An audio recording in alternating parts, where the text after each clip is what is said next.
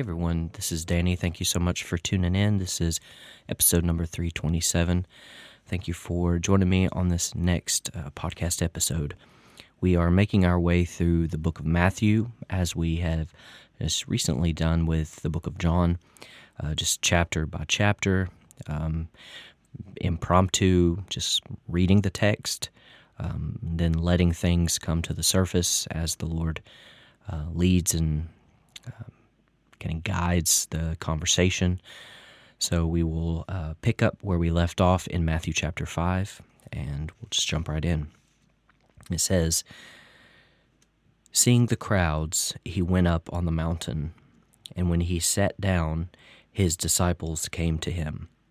Now, just for some context, this is speaking of Jesus. Jesus went up to the mountain. When he sat down, his disciples came to him. One thing I think worth mentioning, and as you read through the different Gospels, Matthew, Mark, Luke, John, you'll find a multiple mentioning of this position of seated. We see Mary seated at the feet of Jesus.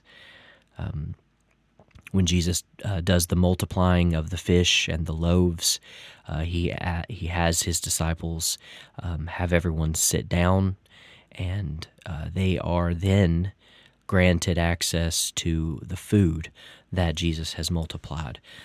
There are other examples, these just come to mind, but I think it bears consideration in this place of being seated. We are seated with Christ in heavenly places. He is Christ seated at the right hand of the Father. So I think this bears consideration. I think there is a significance in it. I think there is something to gather from it, this place of being seated. So I'll let you process and chew on that, but I do think that there is some weight to this idea, to this observation. Now, what we will read as we continue is commonly referred to as the Beatitudes. Jesus is here giving probably his most widely referred to teaching. You may call it a sermon.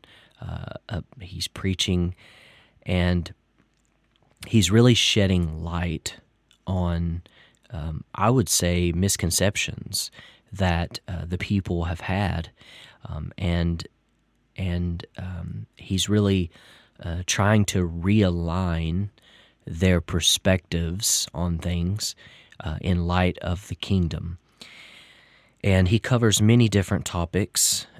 This is a very practical portion where Jesus is dealing with very much everyday items and issues. And so we'll just jump right back into it, picking back up in verse 2. "And he, Jesus, opened his mouth and taught them, saying, Blessed are the poor in spirit, for theirs is the kingdom of heaven. Blessed are those who mourn, for they shall be comforted. Blessed are the meek, for they shall inherit the earth. Blessed are those who hunger and thirst for righteousness, for they shall be satisfied." I'll pause here on this particular one. To be fair, each of these lines can be expounded on, and should be, rather. But this one particularly really resonates with me.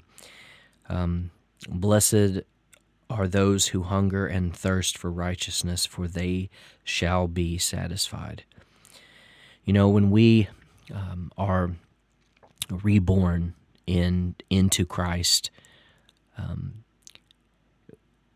we are dressed newly in His righteousness now becomes ours. By way of his salvation, that becomes ours through faith in him.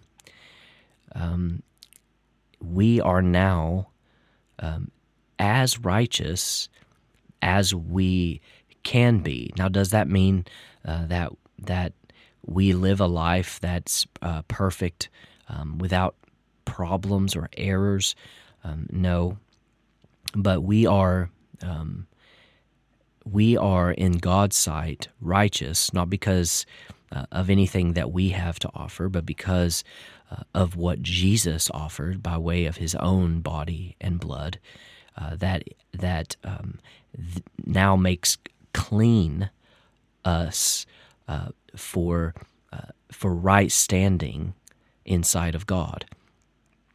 Now, with that reality expressed and known, I think perhaps you listening and as I speak, there is a active hunger and thirst of mine that I have for righteousness. I affirm that I am righteous because of what Christ did. But my life, my internal life, my mind, my heart, I'm constantly, I would say, disappointed in the fruit of my inner life, my thoughts, my even desires, all these things that kind of turn their head up in my life. I am always in a place of wishing and hoping for more righteousness in my life to be experienced, to be felt. And this particular verse, I find it to be very encouraging for me, as I'm sure you will for yourself, to know that for those of us who hunger and thirst for righteousness, experienced in our life, in our day-to-day life, in our inner life, our thought life, we shall be satisfied.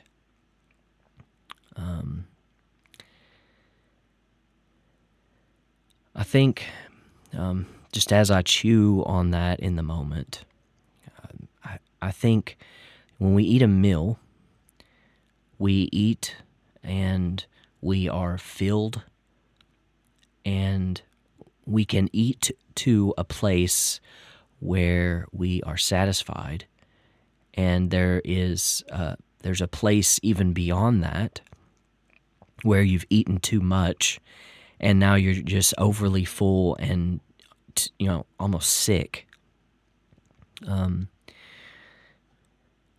I think that I see in this verse, when I think about that parallel, the righteousness that we hunger and thirst for, we will get from God, and it will fill us to the point of satisfaction. I think that place, it leaves you in a state of your need is met, that hunger is quenched, but you're not so full that you want nothing to do with food. You're in a good place of balance, and so I can see a parallel here with obtaining that which we hunger and thirst for in righteousness, to the point that we've gotten what we are craving, but there is a place that when we find ourselves in the path of life, that we will find ourselves wanting more.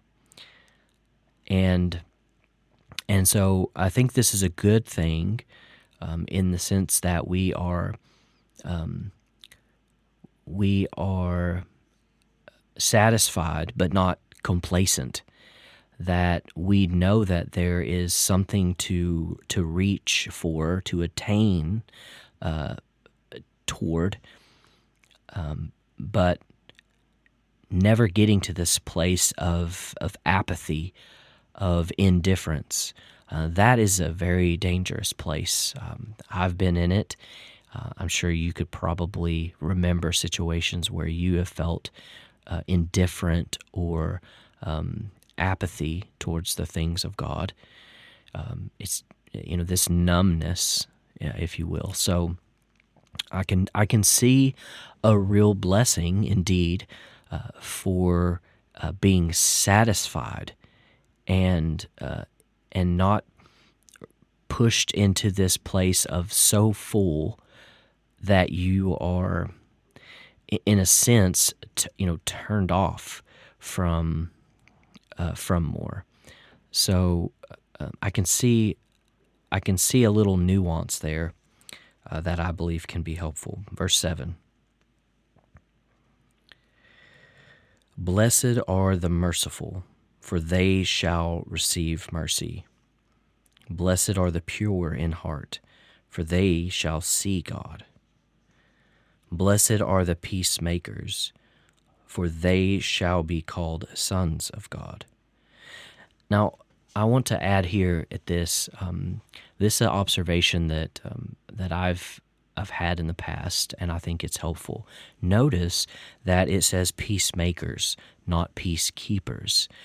I think there is a subtle difference, though a profound difference. It's one thing for a person to be keeping the peace, trying to kind of play to both sides to try to keep peace and harmony between two parties. It's another thing entirely for a person to come into a situation where there is no peace, and rather they make peace.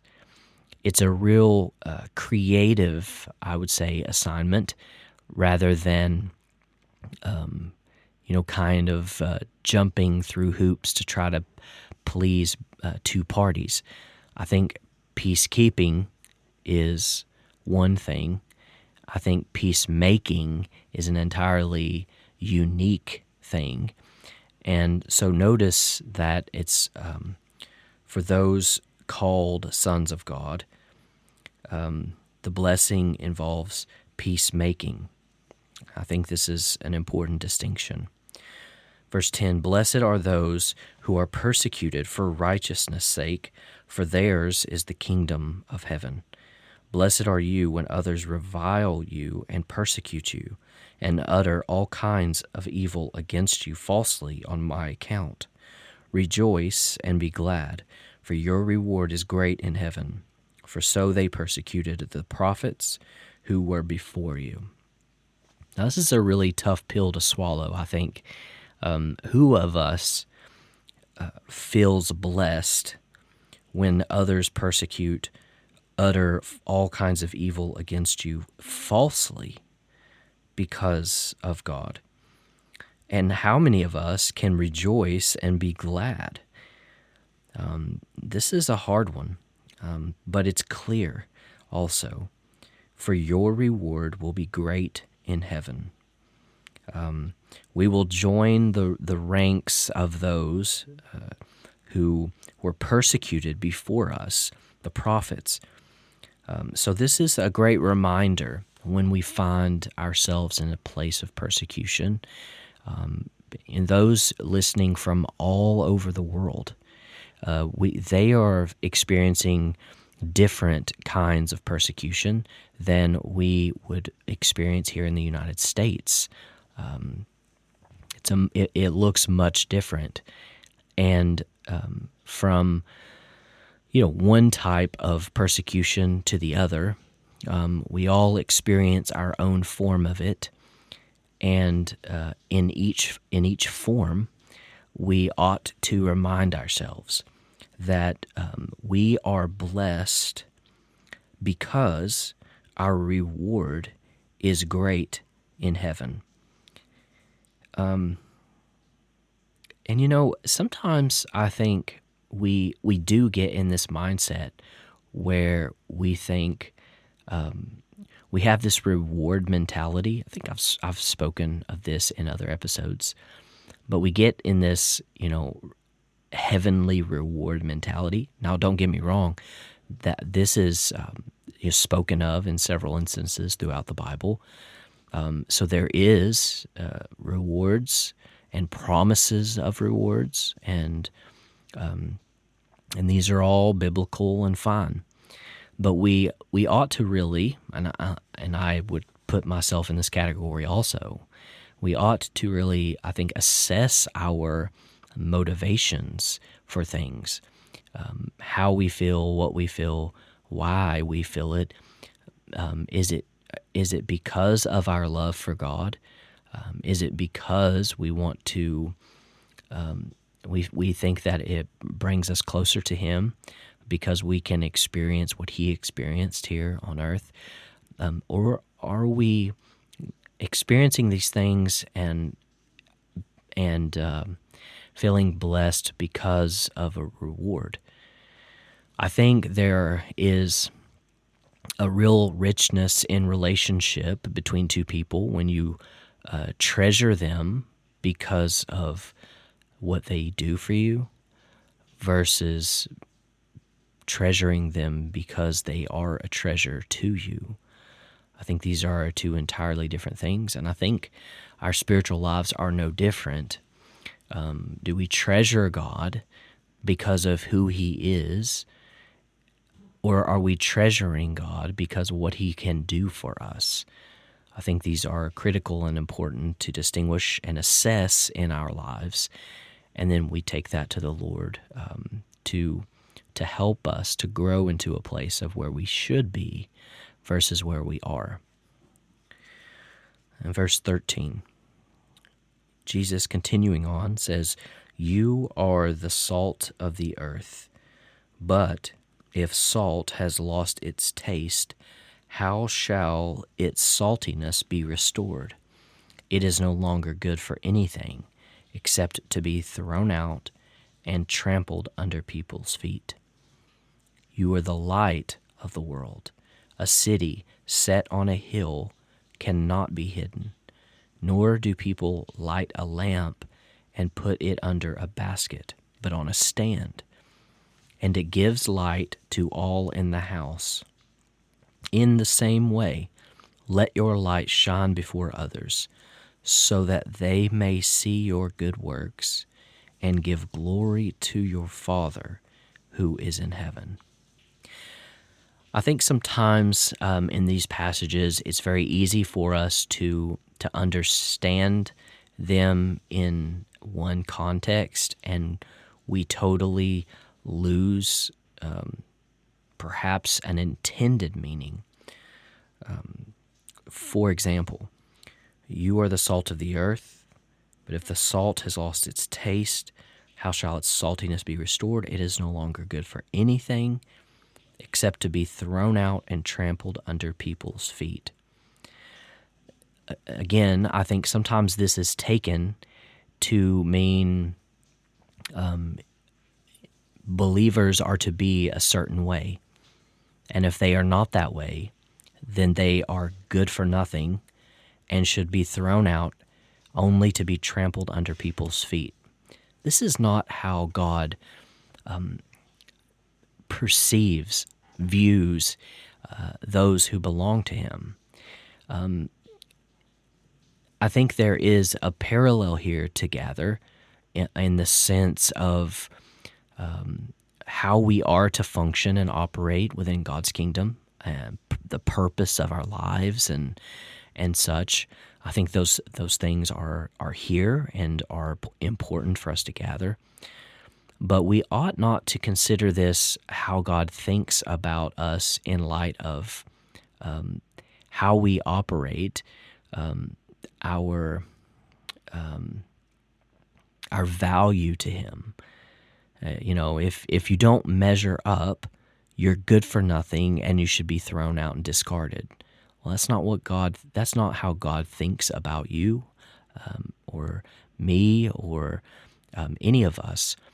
We know that this is true because of the price that God was willing to pay for us. We know He treasures us because He was willing to allow the utter destruction of His only Son. Who of us with children would be willing to allow our only child to face the thing that Christ had to face, in light of making available the opportunity for salvation of those who reject you? I dare say none of us would be willing for such, but this is what the Father extended to those who would believe.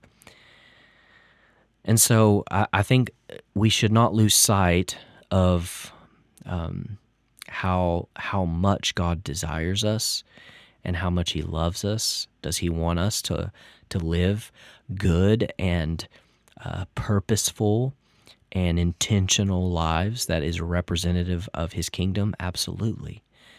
And if you do not choose to live that way, He's going to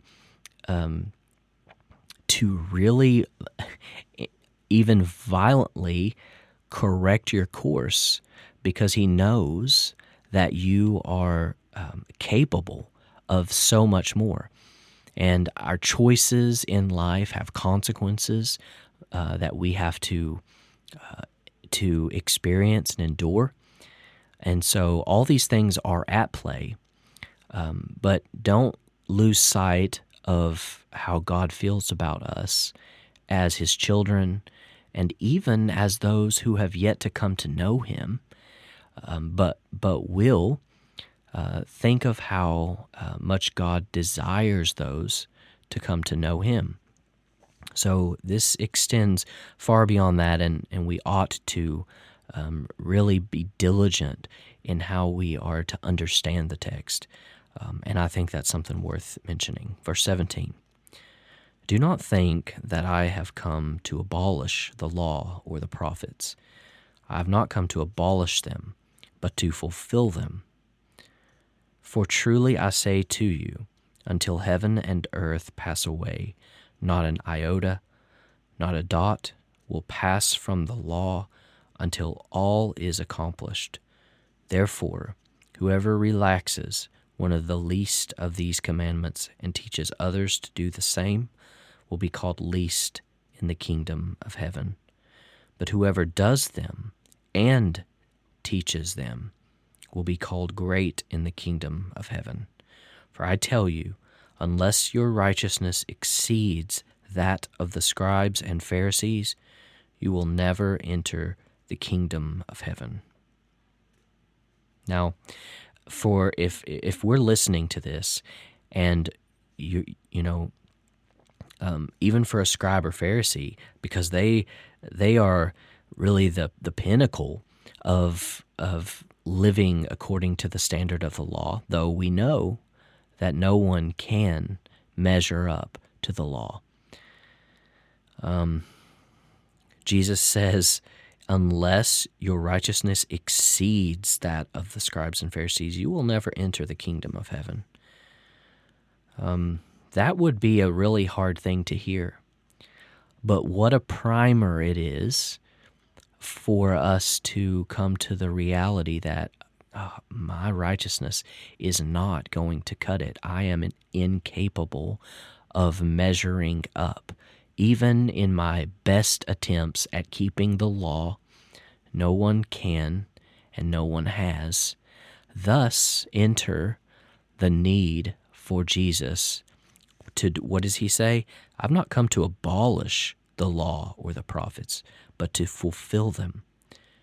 And that's an intentional word, I think, to fulfill. He fully filled the requirements of the law and the prophetic utterance of the prophets. He has not come to abolish, but to fulfill them. He did what we could not do, what we could never do and have never done. Jesus did that. And so he made the way for us when there was no way.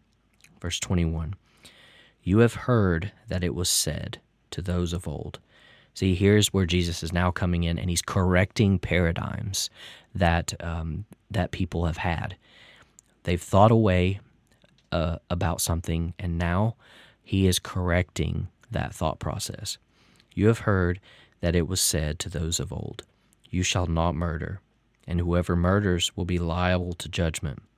But I say to you that everyone who is angry with his brother will be liable to judgment.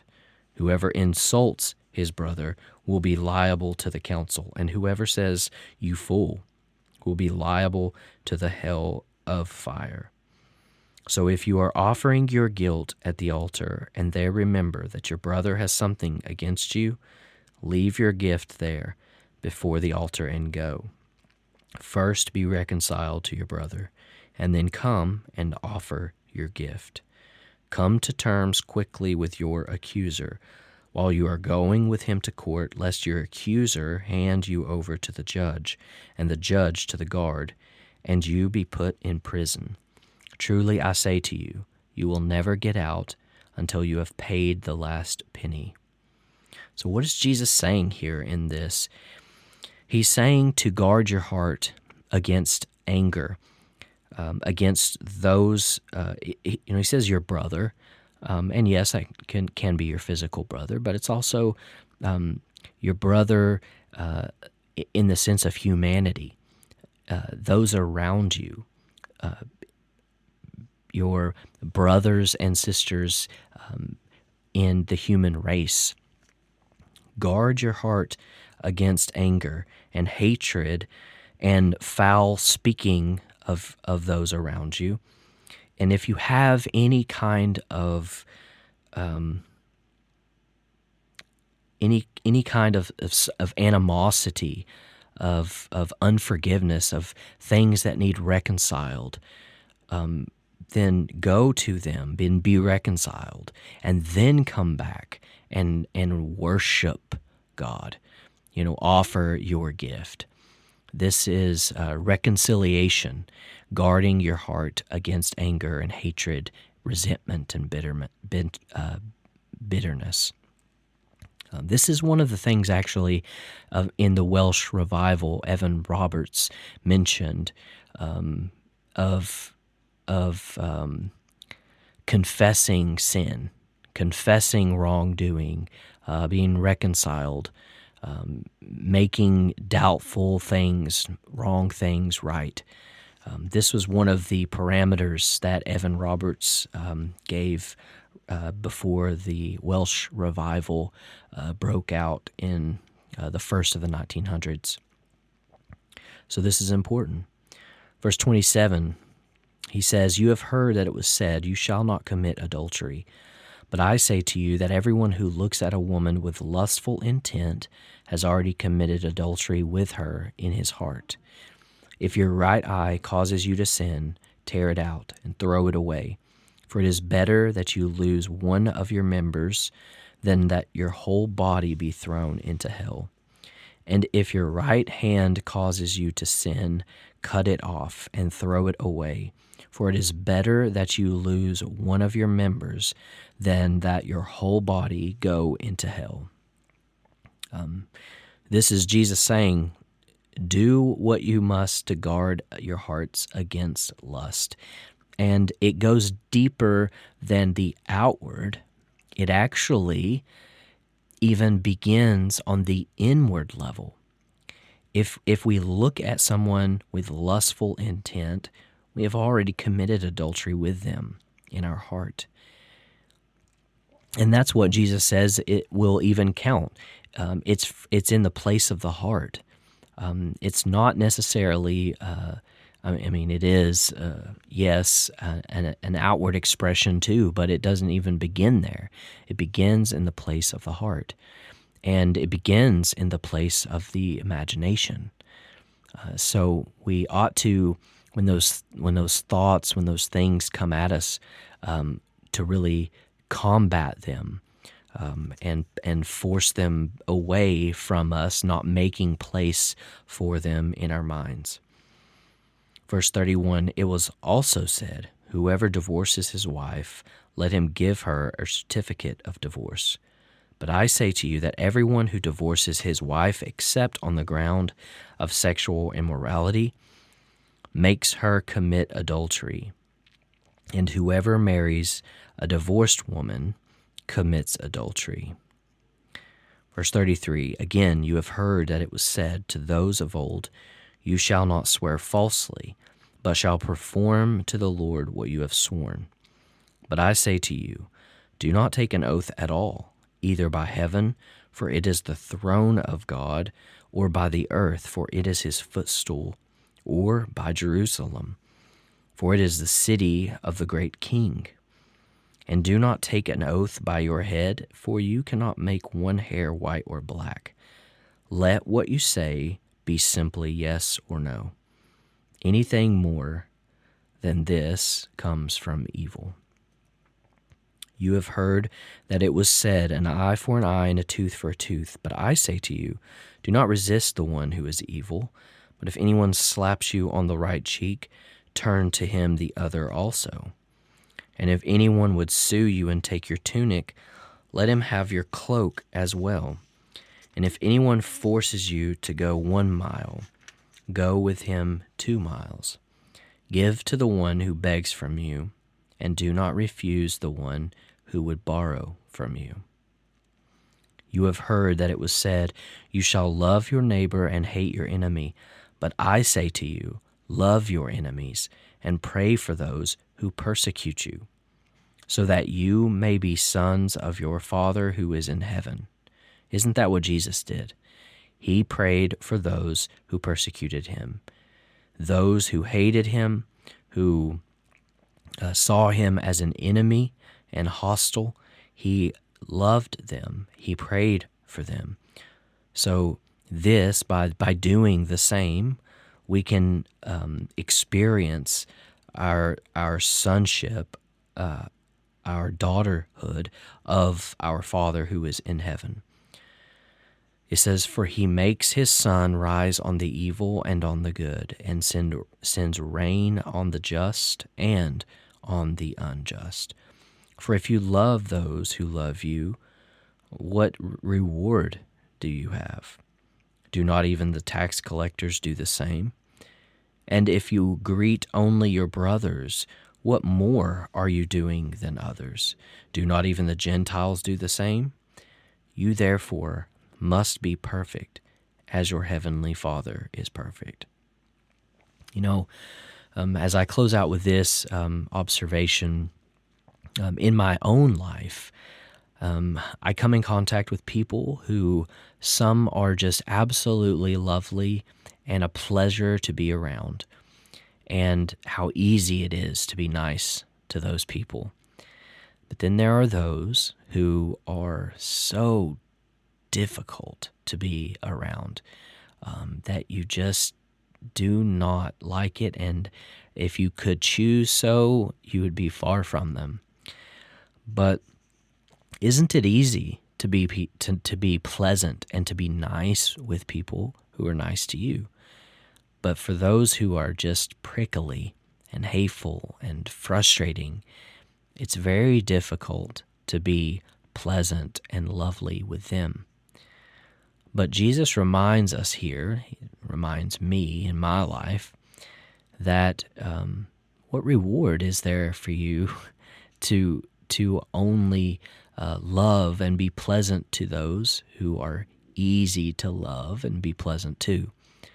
We ought to, just the same, love and be pleasant to those who are difficult, who are not that easy to be around, and who are very prickly and harsh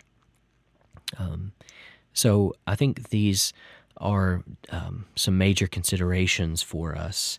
It's a very practical section, and more of that is coming as we continue on in other chapters.